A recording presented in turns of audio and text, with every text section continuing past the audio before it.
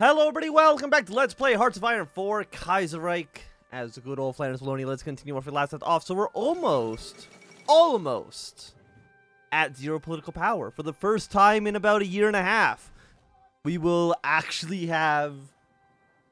We can do something. Maybe we can do something. I mean, we get strong rural power, which I think is, 150 political power off of this.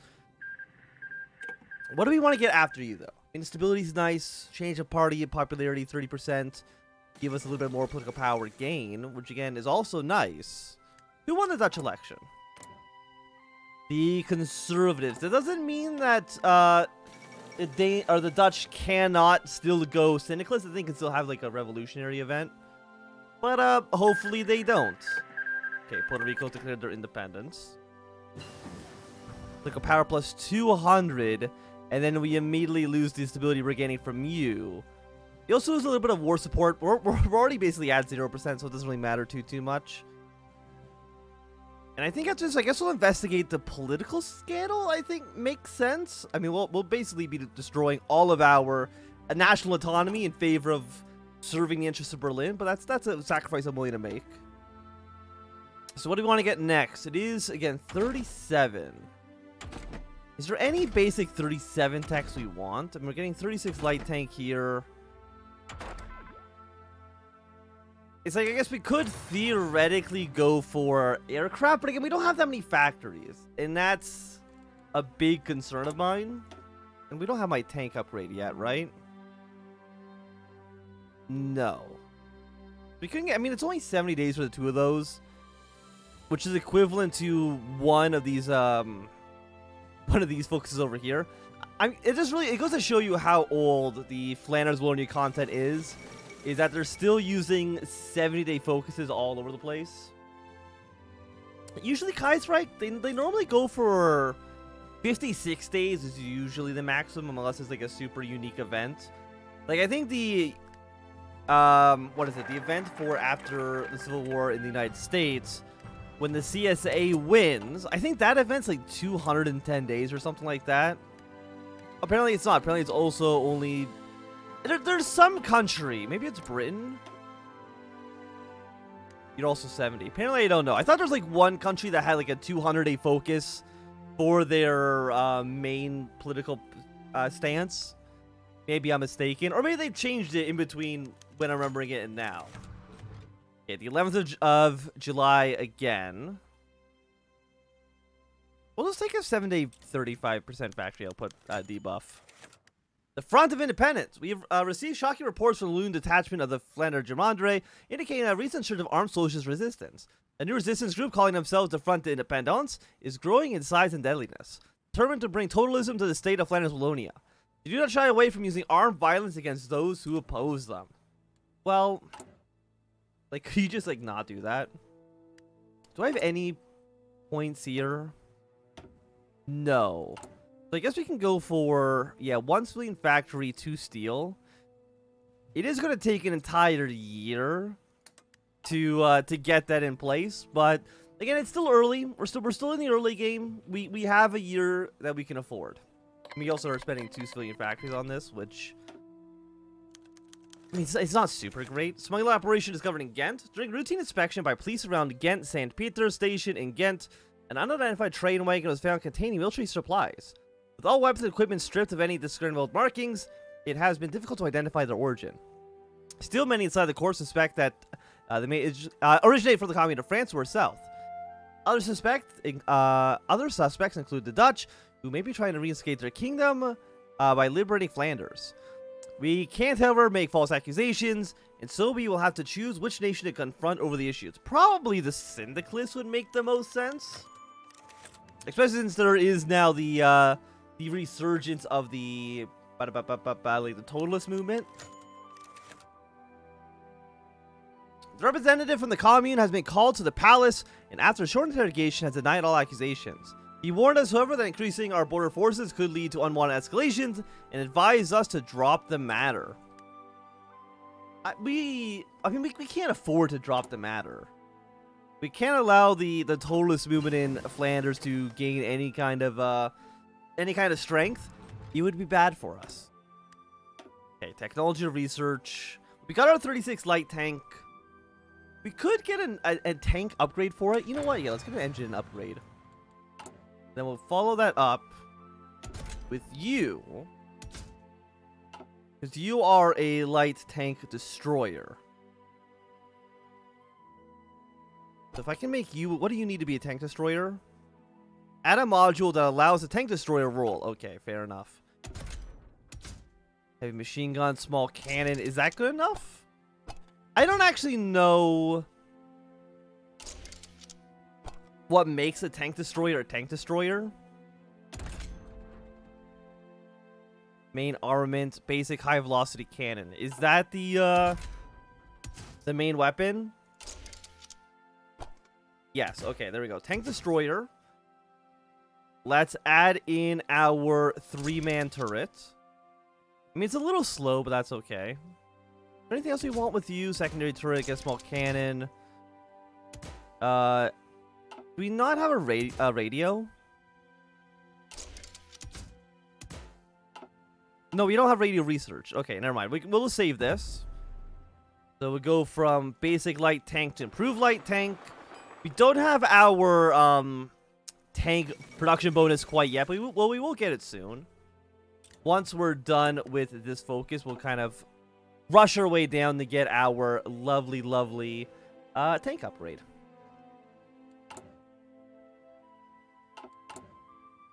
Could also train more units. Yeah, let's do that. We'll train up, let's just say, 3 of you. I know we don't have the manpower.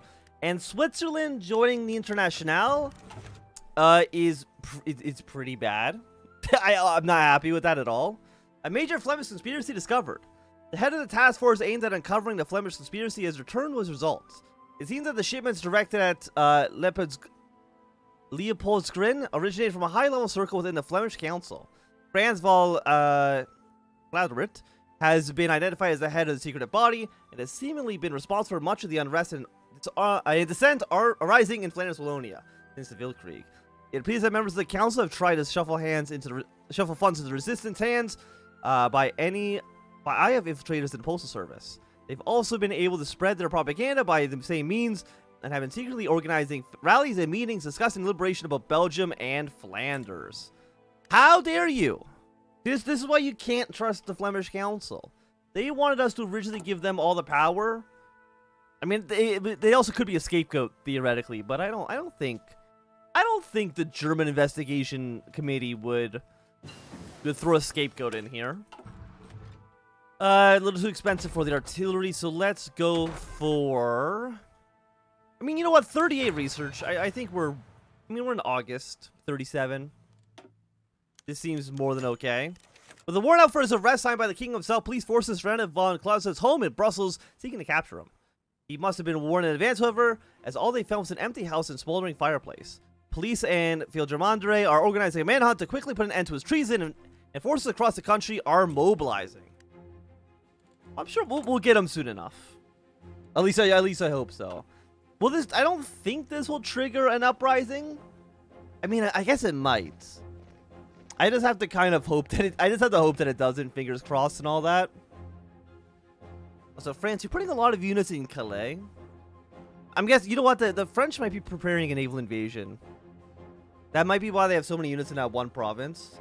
Because the rest of the border with us, they only have like 1 troop per province. So it's probably a naval invasion would be my guess. After only a few days, police have finally caught with von Clausenrit as the treasonous figure sought to cross the French border near the village of Perdias. With the capture of such a high member of the resistance, we may finally be able to strike a blow back. Thank you for the 10% stability. We're now at 50%, which means we will not be taking any penalties. So I'm happy. Again, I'm happy with that. Because our stability, our war support is still terrible. Political power is also like not good either right now, but discovery of Die Rote Kapelle. Die Rote Kapelle, or the Red Orchestra, is the largest syndicalist resistance network in Europe. The members spread across the continent, receiving assistance from both Paris and London. This intelligence group is a huge threat to our national security. Due to their non-violent nature, they are difficult to track down, and previously all attempts at trying to root them out have yielded poor results. Now, however, it appears that Imrov, leader of the Flanders Wallonian branch, has been captured in Ostend while seeking to move between safe houses. He was severely interrogated and at last he gave up important members of the movement, representing a new breakthrough in our efforts. After a wave of arrests in following hours, 30 members of Die Rote Kapelle were caught and executed. A heavy blow has been dealt to the organization. More political power, a little bit more support for our party, and I'm at 68%. That I would say is, I mean, that's gotta be pretty good, right? But now that we're doing investigation, I want to get our tanks now researched, have a nice 30% discount on those. And I think now you want to start going for military factories. But let's build them over in Brabant, far away from France. Again, we don't know if the Dutch, they could still theoretically go syndicalist at this point. But as long as they're like anything other than syndicalist, if they want to go national populist, that's fine. If they want to have like a military dictatorship, by all means. Because as long as the syndicalists do not sit in power in Amsterdam, the Dutch can do whatever they want. Okay, Bulgaria, they've lost their war, not a huge surprise. Hungary will end up losing here soon as well. And after that, we're going to see what Austria does.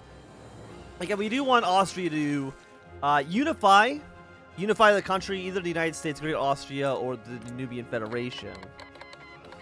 Either of those will work out fantastically for us because they'll be a very, they're going to be like a central pillar to the Reichspakt to utilize against both the Russians and the Internationale.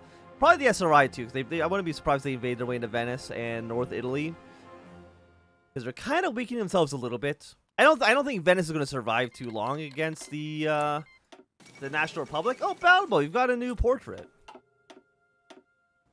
Russia's being very aggressive. They're attacking down Kuban, they're attacking all over Central Asia. I don't know how long it'll take for them to succeed. Hopefully, a long time. What are we? Too early for 39 tech. We'll go for some 38 rifles. I think makes sense for us. This will be an anti-tank bonus of 20% piercing. I mean, that seems pretty good. We'll take our 20% piercing. We'll follow that up with our production bonus. And at some point, we do want to get rid of linguistic debacle. The political power gain, stability, war support. I mean, we actually might want to get that done now.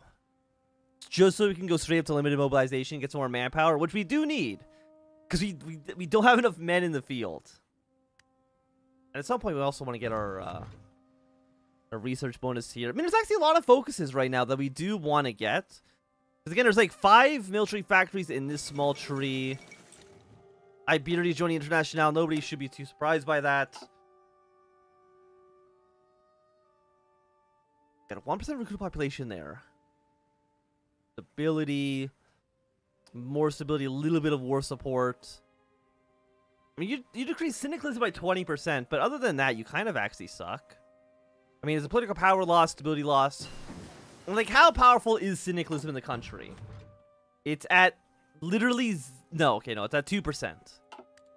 Which is pretty inconsequential, to be honest with you. You know what I'm going to do? I'm actually going to research radar detection. Let's get radar detection up. These tanks are going to upgrade you guys again. For a couple of... I need more reliability as well. Can I put my radio on? Yes. Throw a radio on this guy.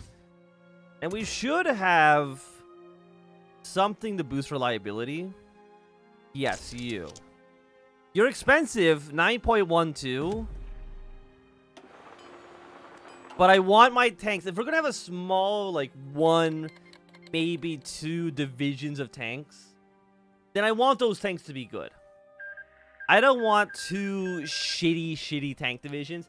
That doesn't benefit anybody. It doesn't benefit me. It doesn't benefit you, the viewer. It doesn't benefit the Flanders Wallonian people. Because it's Flanders Walloon people, right? It's not Flanders Wallonian. They're Walloon. Anyways. It's available. We could get our stability. And you know what? I will take that as well. I mean, we are losing, I think, now 3 civilian factories total between those 2 separate decisions. How many factories do we actually have in total? I mean, we still actually have 10. For a small country like Flanders Wallonia, I think 10 is a completely reasonable amount. And actually, we're going to import a little bit of tungsten. We'll get that from the Pacific states for now.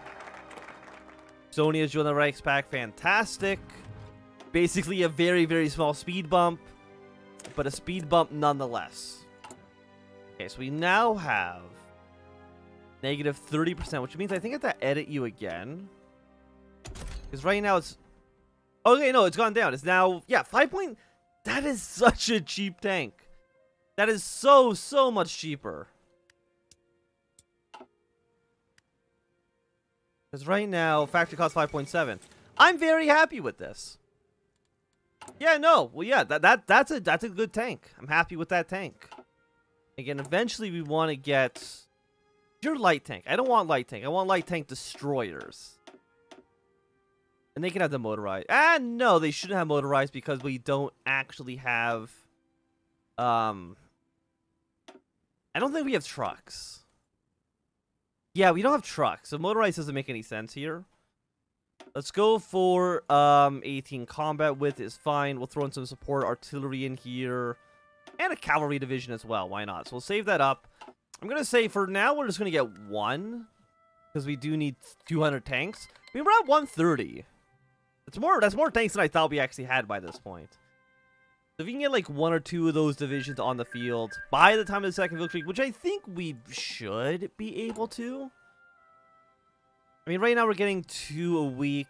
We'll need like 300. Yeah, no, we'll be more, I think, than fine. Especially since this production efficiency cap is not filled up all the way. So we're gonna build tanks still faster and faster and faster. We don't gotta worry about our tank production for now. Yeah, we're gonna put you at a second line. We'll have those guys deploy as soon as they can. Because we can have up to 18 divisions. We can more than double the size of our army. Which we kind of, like, we need to do that. What do we want to get after you're done? I mean, infantry research bonus is nice. Armor technology bonus. Fortify the coast. I mean, fortifying the coast is not a bad idea. Naval invasion is a real possibility from the British. Steel mills, 150 factory, 26 steel. How much steel do we actually have? We're still 38 in the positive. I mean, it's theoretically possible that we could end up using all of that steel. Is that the only thing we actually produce? Yes. Which means that going up the free trade would not be a bad idea, but we do need more political power for it. 70 days on you. 10% for reform the voting system. Let's do it. I mean, I don't like it. What is, I mean, you could do war propaganda. It's 150 political power, which is expensive.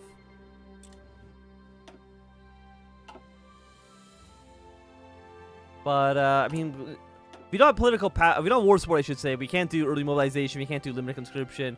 We can only do them now because this event hasn't taken down 10%.